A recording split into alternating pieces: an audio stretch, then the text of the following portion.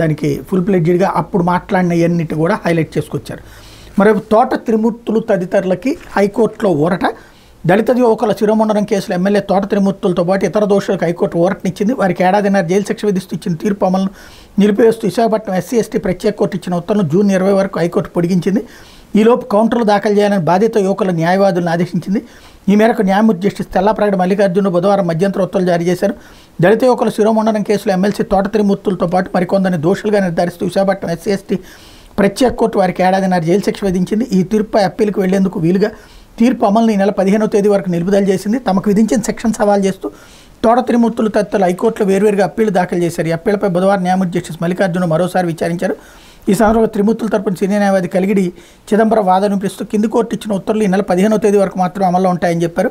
తర్వాత పిటిషనర్లను అరెస్ట్ చేసే అవకాశం ఉందన్న. దీంతో న్యాయమూర్తి కింది కోర్టు ఇచ్చిన ఉత్తర్వును జూన్ 20వ తేదీ వరకు పొడిగిస్తానని చెప్పారు. ఈ ప్రతిపాదన బాధిత యువకుల న్యాయవాదులు తీవ్రంగా వ్యతిరేకించారు. తమ వాదనలు వినకుండా ఎలాంటి ఉత్తర్వులు జారీ చేయవద్దని అభ్యర్థించారు. ఈ అభ్యర్థిని న్యాయమూర్తి తోసిపుచ్చారు. తానేమి ఈ అప్పీళ్లపై తుది విచారణ జరిపి పరిష్కరించడం లేదని స్పష్టం చేశారు. కింది కోర్టు ఉత్తర్వులను పొడిగించడం వల్ల నష్టమేమీ లేదన్నారు. బాధిత యువకుల వాదనలు వినకుండా ఈ వ్యాజ్యాలను తేల్చుకోమని స్పష్టం చేశారు. జూన్ 20వ తేదీ వరకు కింది కోర్టు ఉత్తర్వులను పొడిగిస్తున్నట్టు పేర్కొంటూ ఉత్తర్వులు ఇచ్చారన్నట్టు వార్తని హైలైట్ చేశారు. అయితే పోర్టు కార్యకలాపాల్లో జోక్యం చేసుకోవద్దు. ఆర్ఎండ్ఆర్ కార్మికులకు హైకోర్టు ఆదేశం. అదాని గంగవరం పోర్టు కార్యకలాపాల్లో జోక్యం చేసుకోవద్దని పోర్టుకు చెందిన ఆర్ఎండ్ఆర్ ఉద్యోగులను హైకోర్టు ఆదేశించింది.